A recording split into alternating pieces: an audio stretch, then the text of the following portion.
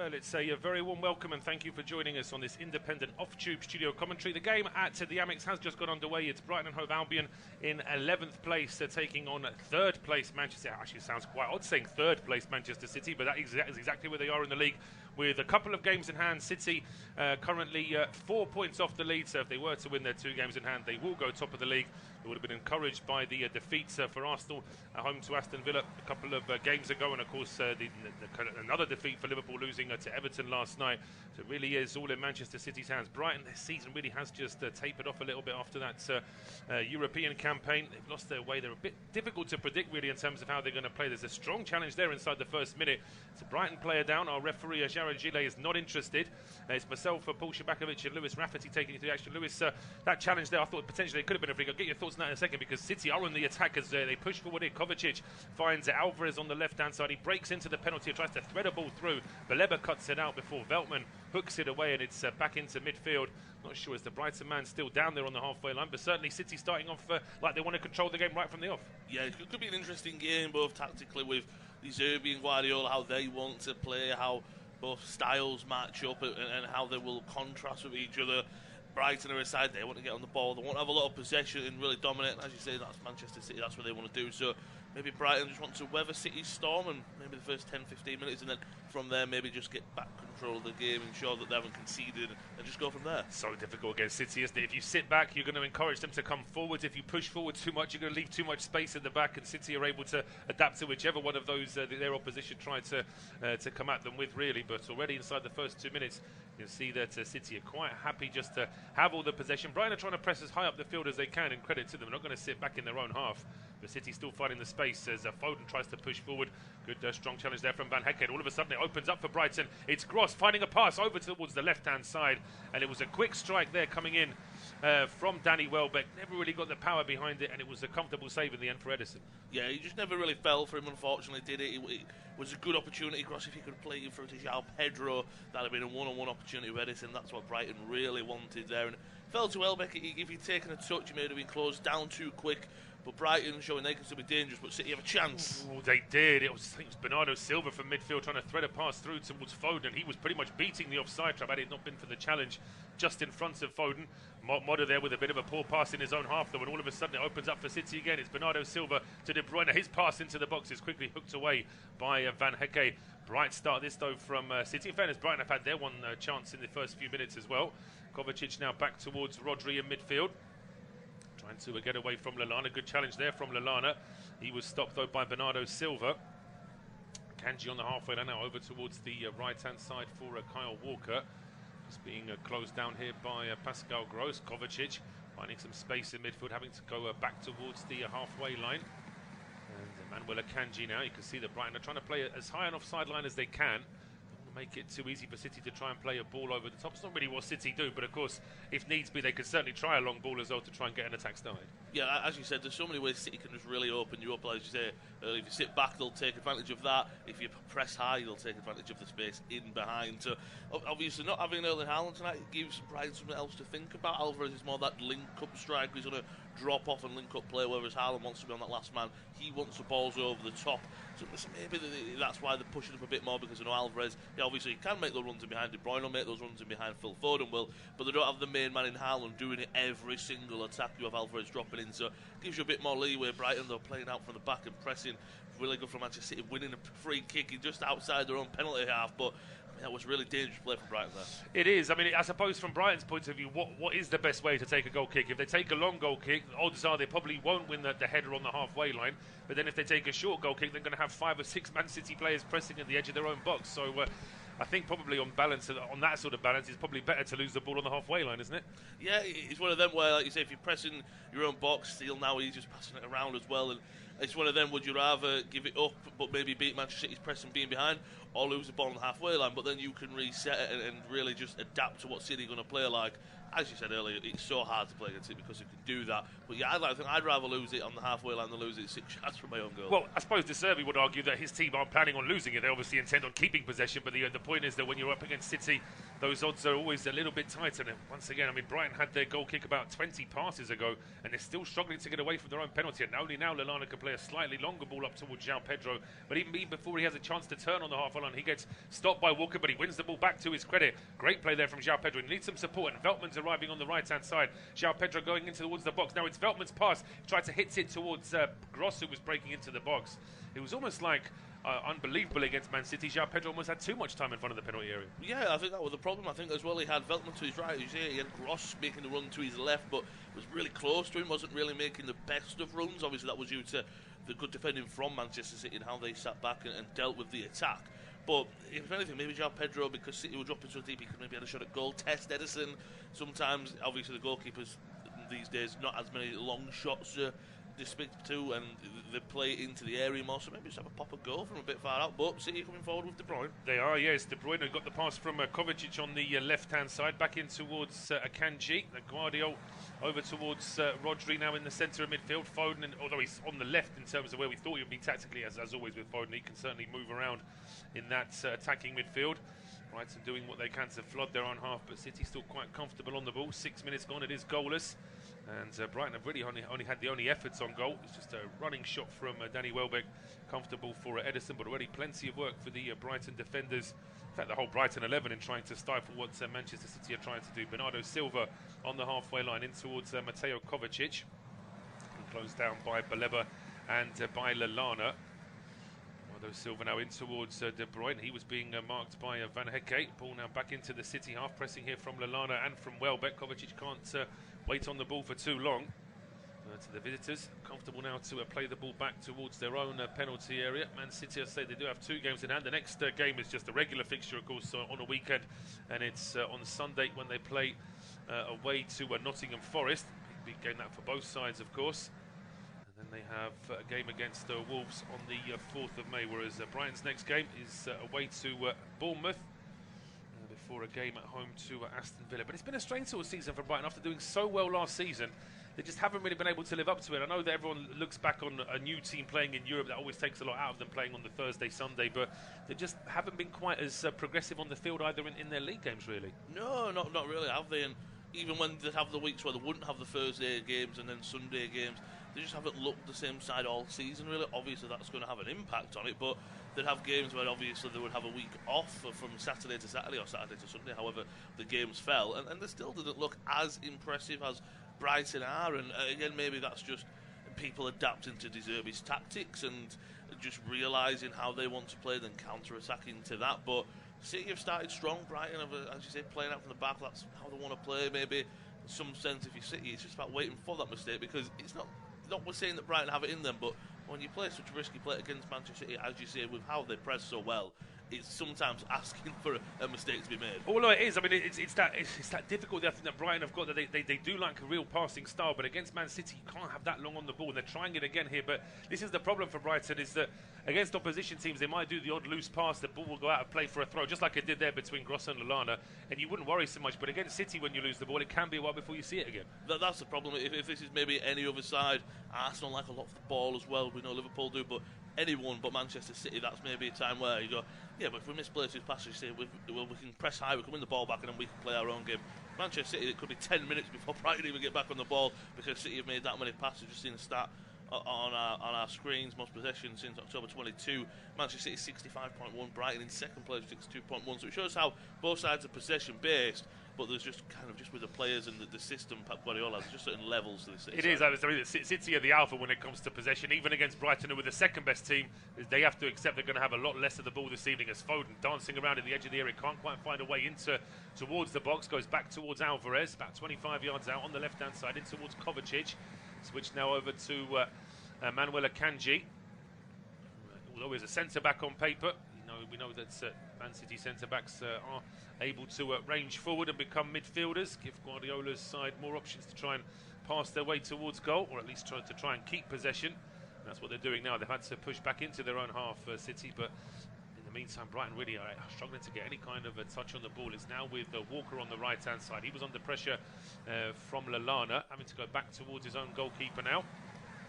Edison stood in front of the travelling Man City fans in this first half. So I could say a decent turnout from them.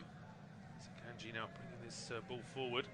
Pressing here at the edge of the City penalty area, and it nearly paid off. It was Lallana and Gross, interesting enough. They're the ones that got further forward than Welbeck did. And Lallana very nearly winning the ball back as well. Yeah, and it would have been a really good chance for Brighton. I mean, we spoke about with how Manchester City are going to press Brighton, and the thing is Brighton, they want to press as well when City have the ball, but there just seems to be, when Brighton are pressing, there seems to still be a calmness about Manchester City, the touches. Whereas Brighton, it does feel there's confidence there, but it does feel a little bit hectic with their passing. Whereas Manchester City, when they're playing out from the back, there is that confidence, there is that just casualness about it, that because of the technical players, they're not going to lose the ball from Brighton's press. But again, there's probably going to be 1 or 2 times in the entire 90 minutes that Brighton might win the ball high up the pitch and create a chance. So it's always worthwhile pressing Manchester City, but sometimes they can just pick you apart, go through, use the space in behind, and then they've got a goal scoring opportunity themselves. This is exactly what Guardiola's side are trying to fashion here right now. It's not been too easy for City to try and get towards goal, but certainly in terms of keeping possession, they're very comfortable. But this is very interesting here as City have the ball. They're only about 20 yards from the halfway line, but Brighton centre-backs are pretty much in the centre circle. So it just shows you they are really pressing very, very high, and they're trying to stop any kind of diagonal ball. So they've probably accepted Brighton that they're not going to see much possession, but they can do a lot to actually try and restrict what City do with it. Yeah, and that's the thing, it's about adapting sometimes. You don't want to just go into every single game with the same tactic, the same mentality. You've got to change, and we should see De Zerbi's adapting there right now. You can see that Danny Welbeck on paper is a striker, but you've got a front three of Baleba, Lallana and João Pedro really pressing off the ball, and Welbeck's really just looks like he's man-marking either Kovacic or Foden, depending on who's going where. But City go long, Edison up to Kyle Walker, and because the space is behind, maybe that's what City have to adapt to. They have to adapt to, let's, instead of bringing players close to the ball, let's stretch the pitch, let's get players running in behind, use the space that Brighton are vacating, and then let's open the game up through that way. Have to try something else, City, but for the time being, they're happy. 12 minutes on the clock. They won't worry too much because, as I say, one counter-attack from Brighton resulted in a very tame shot. Well, very tame. A shot that was comfortable for Edison, let's say that, from Welbeck. No shots at all for Steele to face so far, but certainly plenty of work for his outfield players in trying to stop Man City as Alvarez takes one flush in the face there. But the tough Argentine doesn't let it show.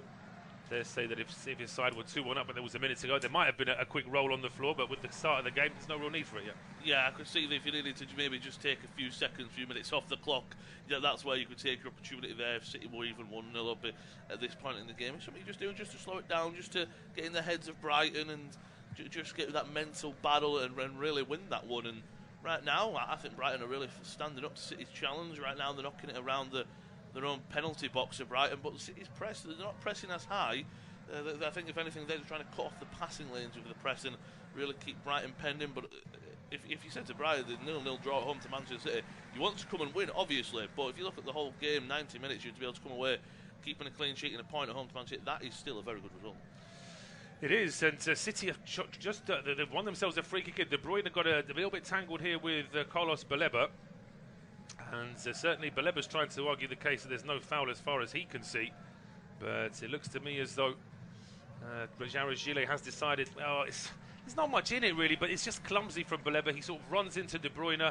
It may well be that De Bruyne makes the most of it, but Baleba gave him that opportunity.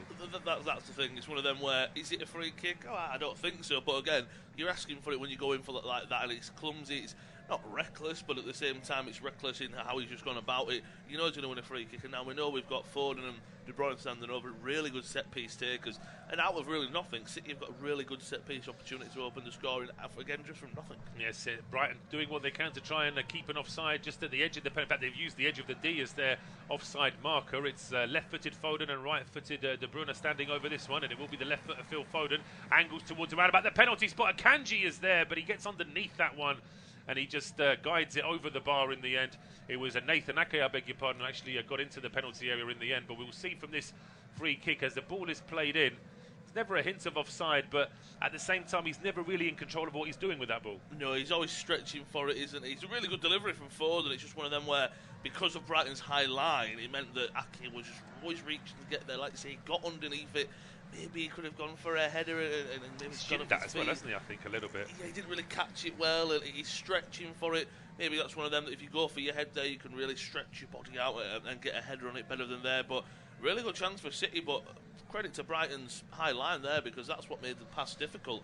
So all credit for Brighton for this. Actually, it's a really good start for the hosts. Well, it is. I think, as I say, they haven't been able to do much in terms of troubling Manchester City, but considering that City have had so much possession, 65% to 35% so far, I actually thought it might have been a bit higher than that in favour of Man City, if I'm honest. But the point is, it's taken a full 15 minutes for City to get any kind of effort on goal. And considering how much time City have spent in Brighton's half, that is a credit to the home side. But they're under real pressure here. A heavy touch there from Lallana at the edge of his own box forces a bit of a sweeping ball out from Baleba, and it's not kept in play here by Valentin Barco on the left-hand side.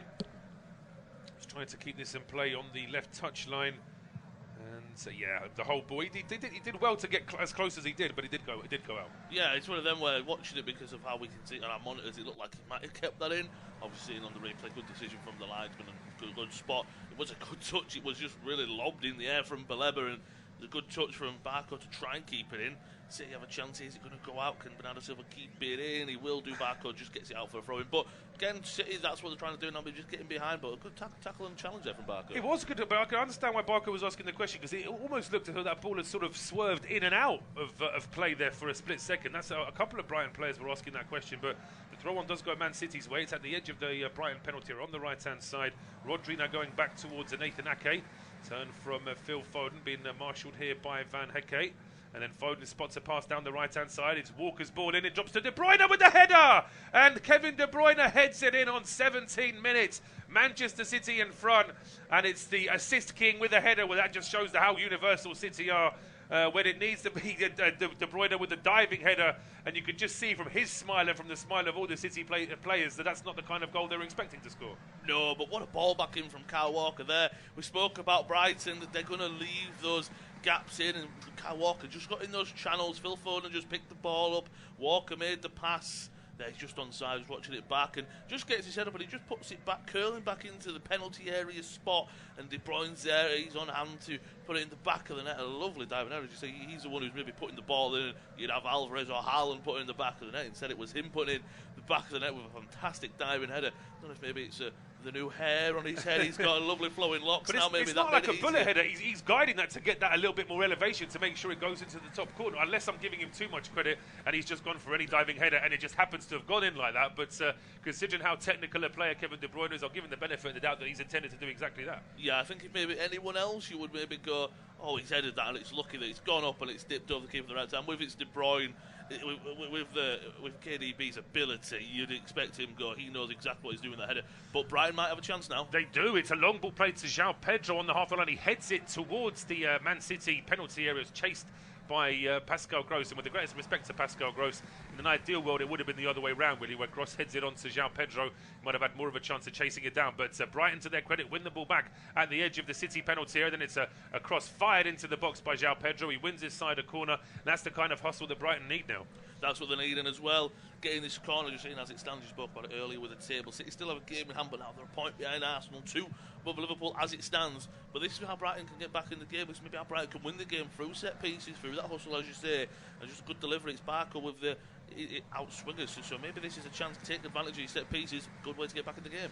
Everyone waiting for this one inside the penalty area. There's 2 or 3 Brighton players lurking at the edge of the box as well. So a flat cross down towards Dunk, who heads it towards goal. He never really got the power. Got himself into the right position to guide that ball towards goal, but never really got the power to actually trouble Ederson.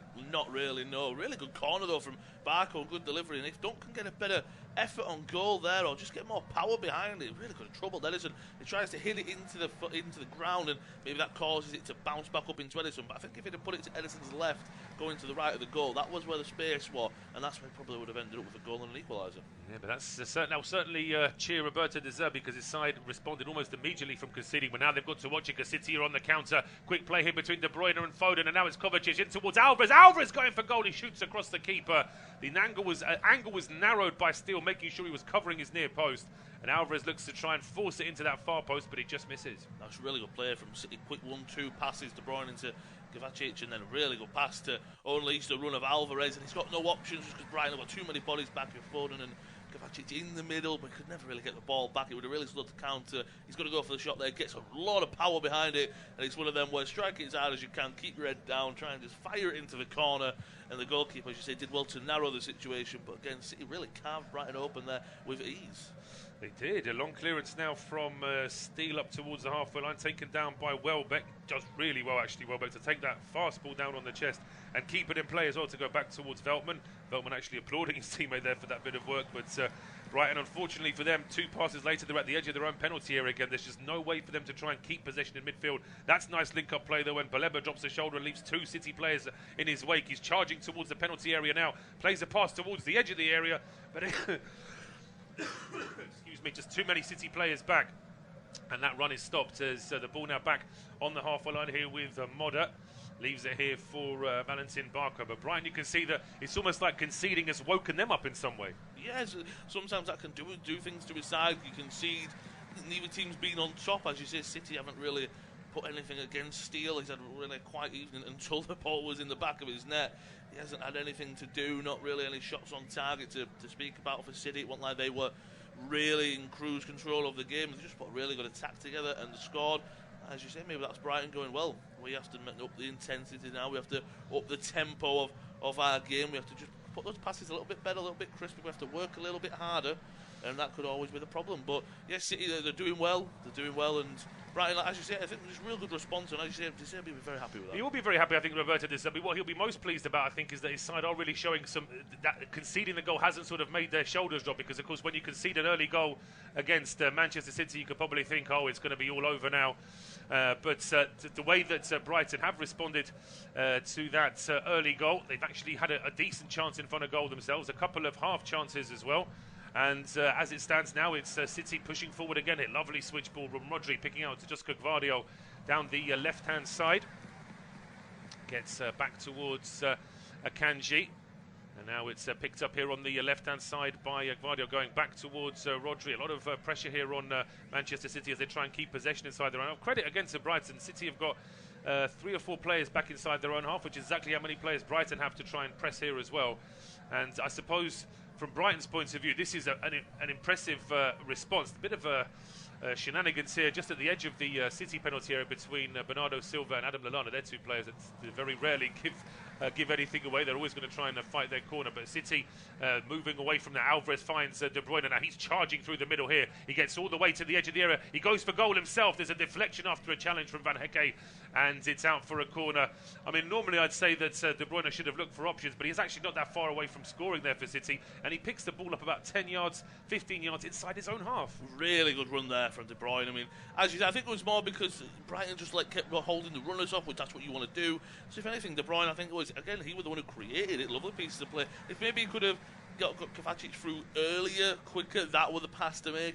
But after Brighton got bodies back, I think, as you say, it opened up for him. He deserved the opportunity. But again, set piece. It could be an opportunity for City just over 23 minutes in, a chance to double the lead. Whipped in here by Foden. Left footer from the right-hand side. It's cleared to the edge of the area. It drops to Alvarez. The invitation was there to shoot, but Alvarez, he was a little bit off balance, and there were Brighton players closing him down as well. That just rushed him, and in the end, his effort goes a long way wide. But we're past the halfway mark in this first half. It is Brighton 0, Manchester City 1, and it will be Lewis to take us through to half-time. Thank you very much, Paul. Yeah, it was a really, really good start for Brighton, but then since then, Manchester City, they've kind of taken over. Just watching the replay of that goal, lovely cross from Kyle Walker. Got his head up, put the ball back. He didn't just whip it in and up. Somebody were there. You know exactly where someone was running into the space. It was De Bruyne running into that space. Brighton now again trying to play that dangerous game of playing out from the back, but Manchester City, they have the ball now just inside their own half. Back to Akanji and City, they are looking a bit more confidence. They're playing with Foden now. He's trying to get the way into the box, going past a few. He's asking for a penalty. The referee says no for now. Don't know if that'll go for VAR check, but it's a free kick for Manchester City. And again, Phil Foden, he's wanting the penalty more than anything. It definitely is a foul. Moder catches him, and I mean, I think he slips in the end.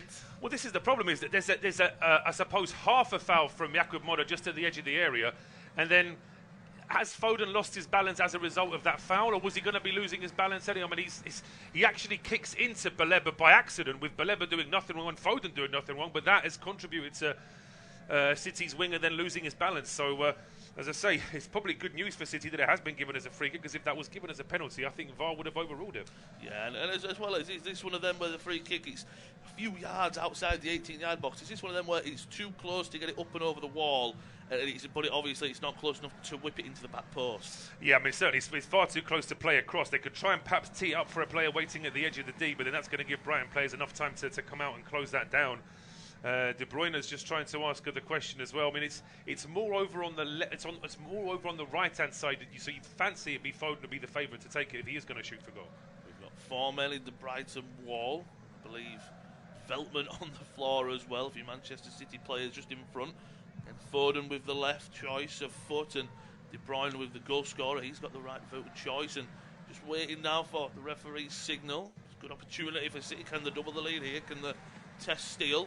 It will be Foden to take, whips it underneath the wall, and it's gone in the back of the net. May have took a nick off of one of the Brighton players. It looks like, it's just gone straight through the wall. Steele's gone to dive to his right. It's gone straight down the middle into the goal, and City have a 2-goal lead, and Phil Foden continues his fine form for the season. It's fantastic from Phil Foden, and it's, as I say, this is the trouble against Manchester City. You know, they've just had De Bruyne, their assist king, scoring a diving header to put them 1-0 up, and then it's Phil Foden using a bit of luck off the, it's not even the wall, is it? It's the man just outside the wall, and who knows, the fact that Rodri was sort of partially blocking Gross maybe has affected the way that Gross has seen the ball, and that could have a little bit of impact as well. I mean, knowing Guardiola, there's probably something in his notebook about that as well. So City have just been far too strong for Brighton, and now I suppose is when Brighton really have to stand up and be counted, because when they conceded the first goal, they actually responded with a little bit of extra power, a little bit of extra effort. Now that they're 2 down inside 26 minutes, then it's going to be a real test for Brighton as Foden gets his 50th Premier League goal.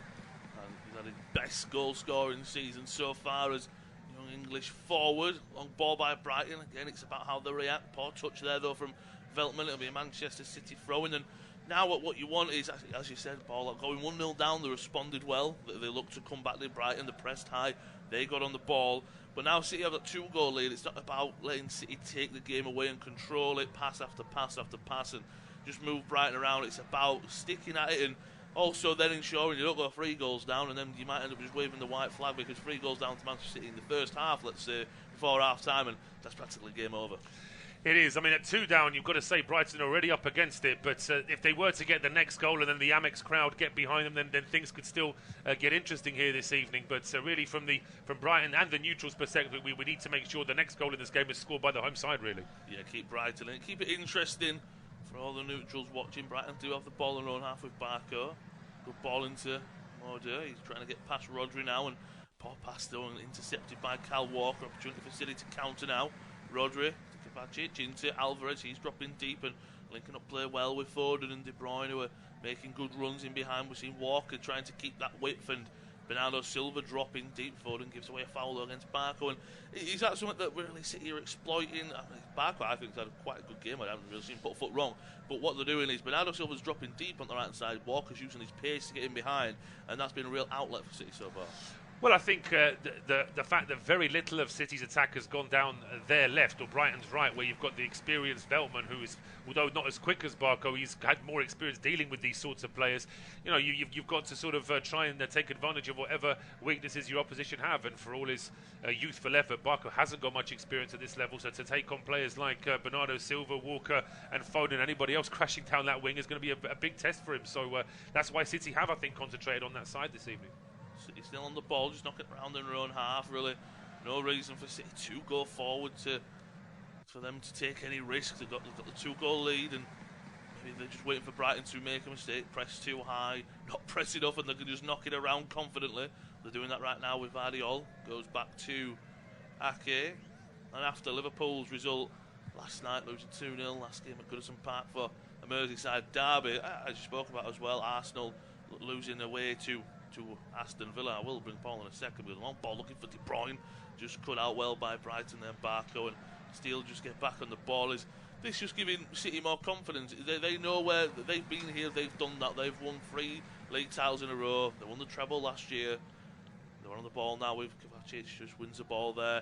if anything, they've been there, done that. They know that they were 4 points behind tonight, but they've got 2 games in hand. They've been there in the sense of mentality is going to be a bit different, but especially with results going their way, that can only give them a confidence boost. No, it does, and I think that the frustration of not being able to do the double treble, because of course now they're out of the Champions League, it means that everything focuses on the league, and of course on that one-off match against their local rivals Man United in the FA Cup final, very nearly of course against Coventry, which would have been a great news for Manchester City, probably less great news for the neutral in that sense. But no, it's all on the Premier League now. That FA Cup match is a long way off in the distance, and now City have just got to do, the Liverpool and Arsenal have already shown that when the spotlight's on them, they can't win the games that they'd like to. But City so far this evening are getting all the job, everything done, and doing it very, very easily. Just over half an hour played at the Amex Stadium. If you listen, it's independent off-tube studio commentary of Brighton hosting Manchester City. City holding a 2-goal lead. They might make it 3 here with Alvarez. Whips it out to the right-hand side to Walker. He's the man who assisted City's first goal. Fires it into the front post. Phil Foden looks to get a touch on there and pull it in the back of the net, but good goalkeeping from Steele there from Brighton. Now Steele's just going to get on the ball. He just wants to calm the play down. I think there was an offside there as well. I think the flag went up just as that ball went into the 6-yard box. I mean, if Foden had touched it into the net, it would not have counted. But again, it's just that it's almost like just City pressed the button and suddenly started going through the keys. And Brighton, I mean, it's clear that De Zerbi has told them that they're to play out from the back every time, because so many City players pressing Brighton, playing out from the back. Veltman now trying to get on the run down the right-hand side. He wants a free kick for having his run stopped, but there wasn't enough from Guardiola there, I don't think. No, I think as well he knew that Guardiola had beaten him for pace, so he also maybe is trying to buy that free kick as well, I think. Guardiola had an arm on him, but I think he was just too strong and too fast for Brighton's right back, and City just knocking it around. Again, it was goals from De Bruyne and Foden, giving Manchester City the 2-goal lead that they have. And really, apart from that, De Bruyne had a shot, Alvarez had a shot that went wide, and De Bruyne's got a deflection, and that brought a corner for Manchester City. But apart from the goals, Jason Steele had nothing to do but pick the ball out of his own net. No, as I say, there's been very little work for this Brighton goalkeeper, apart from the 2 shots on target he's faced. A little bit of sweeping up and a couple of crosses to deal with, but other than that, it has been a quiet evening for him. Funnily enough, it's his outfield players that have been run ragged here in these 32 minutes by a Man City side that doesn't really, they don't really look like they've broken sweat yet, have they? Really, it's just very controlled, very measured, but at the same time clinical when it needs to be. They're just looking a lot more confident than Brighton, even when it was 0-0. They want maybe in control, as Manchester City want control, but a poor pass there from Vardiol. Maybe a chance for Brighton into the path of cross, but fantastic interception there from Silva. City now might have a chance to counter. De Bruyne, he's got Alvarez to his left, he will use him. Maybe a bit wider the pass than De Bruyne would have wanted. Alvarez, he's looking for support, he's got Duncan one-on-one though. It goes back to Kovacic and just slow play down again, no need there. And maybe in some sense, if that's 0-0, Alvarez is a bit more direct, City getting more bodies forward. But you've got a 2-goal lead, there's no need to really be pushing that, and just get back on the ball and just get back to your game. City knows that they've got Brighton worried, so as soon as Brighton are on the ball, they have to be really urgent with their possession. They've got to try and do something to get away from a City player, and City know that. They can spot that nervousness, and they can try and capitalise on that and just get those players into the right positions to try and pick off a loose Brighton ball. And straight away, I mean, Brighton, as I say, City are 2 up against the Brighton side who are nervous, and there are 4 City players pressing at the edge of the Brighton penalty area. Just to look a little bit nervy right now to Brighton. Barco goes back to Steele. Good little piece of play there, but they're really risking the luck here. Manchester City pressing, and Bernardo Silva wins it back, passes it to Foden, who passed it into the corner, and that's just really poor for Brighton. We just said 10 seconds ago they're really chancing the luck, and that just came from a relentless press from Manchester City. But you watch it there, if you steal, just boot it long, get it away, and then the chance is not going to come. Well, I think this is on the manager to some extent. I don't think that you could say it's De Zerbi's fault that his players have given the ball away in the way that they have, but the byproduct of insisting on playing out from the back, of always having one-touch stuff at the edge of your own box, is that if you're going to have a young left-back who's getting himself into a real position there, Steele already looked nervous, dropping a shoulder, trying to get away, and then it's Barco who just plays a very, very risky pass to Baleba. But credit to Foden, as soon as that ball was lost, Foden knew what he was going to do. If that pass was going to reach him, he wasn't going to take a touch, he was just going to hit it first time and curl it low past Steele, and that's exactly what he does. Fantastic first-time finish from Foden, he gets 2 now. After scoring his 50th Premier League goal, his first goal of the evening, now he's got his 51st and a 3-0 Manchester City lead. And I don't want to say it's game over, but in some sense, it's obviously Manchester City's to lose, but can Brighton come back now? I mean, whether or not they could come back, in theory, I would say yes. I think that there is enough about this Brighton team to be able to score 3 goals against Manchester City. The trouble is that for them to be able to do that, I think that they're going to have to play so attacking that they're probably going to concede another 3 or 4 themselves in the process. So it's going to be very, very difficult. City have got Brighton's number from the very first minute of this game. And despite Brighton making a bit of a recovery, showing a bit of fight after conceding the first goal, they've not really been able to do much since conceding the second. And now, of course, they've conceded a third. And Veltman there is going to get himself a yellow card for kicking the ball away. He's having a quiet evening so far, but he's the first player in the book for Jared Gillet. And we just see a stat there as well. That's Foden's 8th goal in 7 appearances for Brighton, so he likes playing against the Seagulls. Yeah, maybe we should have known that he was the man to really take this Brighton team apart. Just over 35 minutes played. Veltman's 4th yellow card of this season, so maybe that's just showing a bit of frustration as well. He was just kicking the ball away. He was frustrated that he gave away the foul against Foden. He just booted it long, and City now just have possession. Brighton are still pressing high, and again, it's a very different formation. In some sense, it looks like they're playing without a striker, and maybe Pedro on the left and Welbeck on the right, and then they come inside whenever Brighton have the ball. But just Manchester City have had too much of the ball that they haven't been able to create any chances apart from in maybe quick transitions, and because of City's defence and recovery pace, they just haven't been able to. No, they haven't, and as I say, even there with Brighton in a bit of midfield possession, 2 or 3 passes later, they're already with their own goalkeeper again. Just there's too many Man City players ahead of them to be able to try and navigate that. The ball now played back towards goalkeeper Steele yet again, and you do really fear for Roberto De Zerbi's side, because if City start to really sort of bed down and go for another chance to go forward, and it could get even worse. But here come Brighton now with the ball towards João Pedro.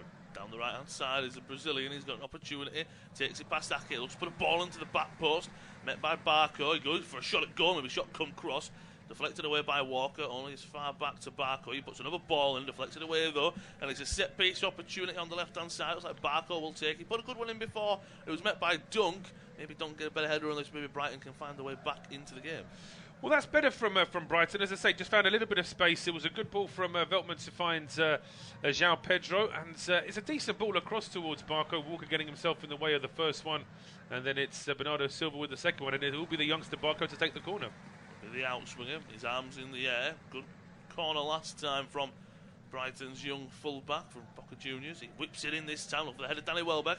Will it fall for Dunk? He heads it, but only met by Foden, and heads it away only as far as the halfway line. And City have a chance now because they're not the best of touches there from the Brighton man, and De Bruyne comes away with the ball, but he'll just go back to Ederson. There was a counter-attacking opportunity there, but City the 3 goals up. There's no need for them to be making any mistakes, pushing too many players forward. It's about Brighton now. They need to make their mark in the game, and just look at this press. It's Welbeck on the right, part of Pedro on the left, and then it looks like just the 2 central midfielders in Baleba or Gross come up with strikers and press their poor ball from City, and now out of nothing, Brighton have a throwing out the pitch. Yeah, uncharacteristic hand up in apology from Kevin De Bruyne. They're having to say that it's his fault. He played a ball 20 yards behind himself towards the edge of his own penalty, and it sailed out for a throw. But Brighton have done his work for him, because now 2 passes later, after taking that throw on near City's penalty area, Brighton are back on the halfway line. Gross into Welbeck. He's got Vardy for company, and again he just goes back to just can't beat this City press, and sometimes it's just a little bit slow from Brighton. They're taking that extra touch. They're not just getting the ball, take a touch, get your head up and make that pass, or just get running at the ball. Baleba's been really good with progressing the ball, but apart from that, Brighton have really struggled getting up the field unless it's a long ball up to one of the channels from Steele.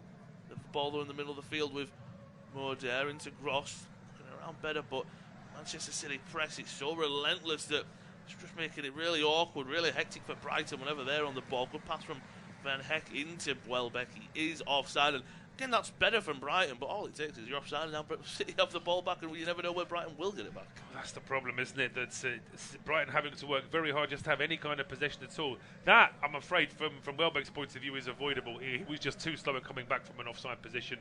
It wasn't that City had pressed and moved their line forward, it was just that Welbeck was too slow in getting back. Yeah, poor play there from Welbeck. Lovely interchange from Kovacic and Foden. He's on for a hat-trick as Foden.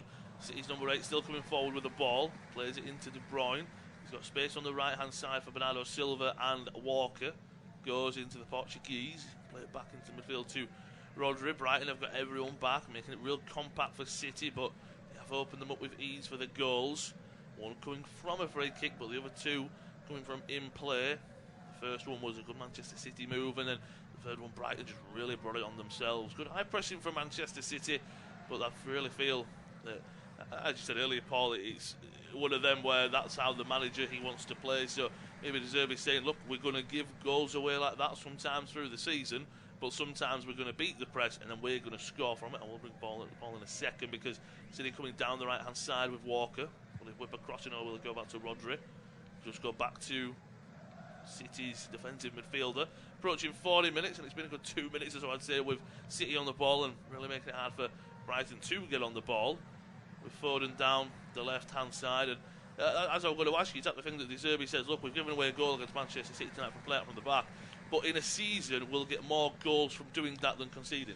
Yes, I think that overall, I certainly wouldn't suggest that Brighton give up their style of play because of what's happened in these 40 minutes, but I think they have to be prepared to be adaptable just against City. I think that to be so insistent on doing exactly the same thing just because it works against everybody else. City are different from everybody else. They've proven that over the last few seasons, and they're probably most people's favourites to be title winners again this season. So I think perhaps Brighton should have been prepared potentially for a slightly more long ball game. Potentially, I mean, they are missing so many players, of course, with injury.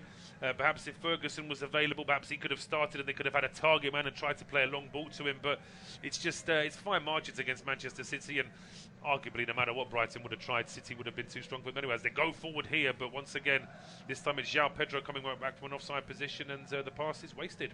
It's a good idea from Lallana there. Again, that's what they need. They need to make the passes faster and up their own tempo. That's what they need to do instead of just taking a pass and slowing the play down. They take a touch, get your head up and ping a ball into someone. Unfortunately there, it was just Pedro and Welbeck were just offside and nothing really came from it. So City are back on the ball. 41st minute at the Amex. You're just joining us coming into the latter stages of the first half. It's Manchester City 3, Brighton 0. A really good performance in the first half from the citizens. Independent off-tube studio commentary of the game. City now with Alvarez on the ball. They're looking for a fourth before half-time. Really kill the game off if they haven't already. Foden with a chance now. Good defending though from Veltman to come away with the ball. And again, Brighton just play around their own half. But this is where City scored the third goal.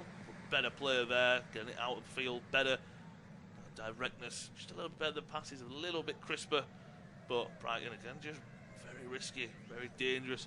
As Paul said, against Manchester City, you need to adapt. Maybe against any other team in the Premier League, this will work, and the press won't be as good. But Manchester City, they're just a different beast and a different animal altogether when it comes to a press and winning the ball half the field. They are. They seem to be prepared for whatever their opposition are doing, and certainly if their opposition are going to be giving the ball away anywhere inside their own half, then City will be able to capitalise on that. I mean, let's face it, Brighton could have one of their best games, and if City turned up and played one of their best games, Brighton will be able to get close to them anyway. So it's a difficult one here, but the fact they've conceded 3 so early in this game makes it just that much more difficult here for Roberto De Zerbi. And of course, so much is uncertain about his future. And until a few weeks ago, he was very confident as to talking about potential sort of future appointments. But then I think he may have had a word with the Brighton chairman, because he suddenly came out with a press statement saying, "Well, I'm staying here. I've got a long-term contract." So it's almost like he's been reined in a little bit. And certainly there was talk about him potentially going to Liverpool at one stage.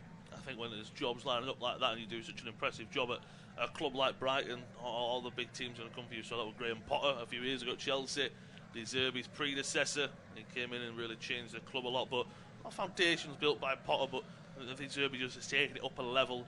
And if anything, again, you look at the Europa League that they've had to play this year. Maybe if you have an extra 5-6 players, obviously they've dealt with a lot of injuries, you say. But if you have an extra 5 or 6 players to add to that squad depth, then that's where you can really use your squad and you're not really fatiguing your 11. No, you're absolutely right. But if I was to read you the Brighton list of injuries right now, it would just be a boring list going through about 10 or 11 different players. There is so many players out for Brighton, and looking at that list, 5 or 6 of them will be nailed on starters. So it has been a difficult season for De Zerbi in that sense, but it's all a learning curve for him and for his squad. Here comes City now down the right-hand side.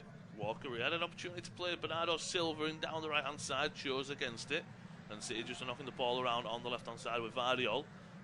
Well, it's about to approach the 44th minute. Can't see a few minutes by the time. Can't see too many, apart from the goals. We haven't had too many stoppages in play. We haven't had an injury or anything like that to contend with. Silva on the ball now. Just turns around his man Pedro into Rodri. And City just pushing Brighton back, and Brighton being compact. Lovely little pass here from Foden into De Bruyne. Will he play it back in the middle? Go for a shot at goal. He goes for a shot at goal, deflected away, and it'll be a City corner there. But again, De Bruyne maybe just waited too long, but maybe he could have played that pass into Alvarez sooner. I thought he could have played it in a little bit sooner. It starts off with Foden playing a lovely first-time ball, cutting it across to De Bruyne. Good, decent run from him to get into the box, but then as you say, you can see those Brighton players are converging on him. He should have done a little bit better there perhaps to try and find a teammate, and it's almost like he's giving himself a bit of a telling off there, but consolation prize, City have a corner. Be a good opportunity now, City can make it 4-0 maybe. Deserve his half-time teams up, maybe a little bit different. It'll be Foden with the in-swinger, Akanji, Ake, Vera up there, Vardiol's up there, whipped into the middle of the pitch, and there we go. It was fall for Alvarez. Will he whip it into the bottom corner? No, he won't, deflect it away, only as far as Walker. Brighton still have every man behind the ball. De Bruyne with a lovely cross into the back post, no one there. Will trickle out to the left-hand side to Rodri. He'll go back to Alvarez, just approaching half-time now. Waiting for the fourth official just to put his board up, see how many minutes we have got. City still on the ball with De Bruyne. Back to Walker. 3 minutes of added time, so is it one of them where maybe Brighton at this moment are just maybe hanging on not to concede a fourth before half-time? Well, City have actually sort of had a lot of midfield possession in the last 10 minutes without getting too close to Jason Steele's goal. Now, all of a sudden, after that De Bruyne run and then the corner, things are starting to get a little bit hot again. But with 2.5 minutes of injury time, Brighton just have to make sure that they give themselves a glimmer of hope for the second half. Because if they were to concede a fourth, it would actually be a bit harsh on them. Because I think they've been, well organised, but just exposed by a City side that just won't say no. Silva on the ball. He's got space down the right-hand side. He's got Walker in front of him. He will play it into City's number 2 captain. Lovely turn of pace from Walker to get away from Barco, but he will go back to Silva. Brighton have all their bodies back. Foden now being pressed by Baleba. Again, maybe Brighton, they're just got a high line, but even right now they're just in some sense happy for City to have the ball and knock it around in the middle of the pitch, and then when they go further back to the goalkeeper, that's when the press a lot higher to the forwards. A minute into extra time, into Foden, into Kovacic, into Alvarez. He's linked up really well in this first half. Sometimes when you see a Manchester City team sheet and you don't see Erling Haaland on it, there is a bit of a, why is he not starting? I think Alvarez has proven himself tonight, obviously with no capabilities, but sometimes you say, why is Haaland not starting? Why is it Alvarez? But he's had a really good first half as the Argentine World Cup winner. Again, this entire time City have been on the ball. They've been knocking it around with Ake now. Just slowing the play down. They don't want to make any mistakes even before half-time, because if City make a mistake, maybe give Brighton that chance to score a goal. Steele will just come out of his net there to be a bit of sweeper keeping there. But again, City, they don't want to make any mistakes now, because if they do give Brighton a goal and go into half-time, then the momentum could swing to the hosts. Well, it could, and I think that's something that Guardiola has to be mindful of, that the Premier League is such a close league, and even the teams down the bottom can surprise. And we saw a very good fighting performance from Sheffield United at Old Trafford, taking the lead twice before eventually they were overrun by Man United. But as I say, Everton beating Liverpool on the same night, so there's still plenty of scope here for Brighton. If it was 2-0 at half-time, I wouldn't even be that defeatist. I'd say that Brighton still have a decent chance of laying a glove on City, but at 3-0, it's going to take a real Herculean effort in the second half, particularly now because City are breaking down the left with Foden. Foden coming down the left, can he get it into the back post to Alvarez? Ball just not good enough there. There's the one getting back there to clear it away from a corner. So Brighton still have an opportunity to concede another goal, concede that fourth goal. It's really good play. Just look at this Foden on side. I think he was just on the halfway line there. I think he was all right, but undercooks his pass, I think, a little bit as he plays that in. He always looked like it was a little bit too close to Modder there, and he's able to get the challenge in and put it out for a corner. To put more power on that. Oh, in fact, I take it all back. I think there must have been an offside in the build-up after all of that. Exactly, yeah, that's saying Foden's offside. That's my assumption, but it looked like it was just Van Heck, I think, was the one who pushed up onto just about the halfway line. Maybe that's what the referee saw when the linesman, we didn't see the linesman put the flag up there. But the half-time whistle has been blown. Manchester City have really blown Brighton away. 2 goals from Phil Foden, a goal to open a score from Kevin De Bruyne. Half-time at the Amex, it's Brighton 0, Manchester City 3.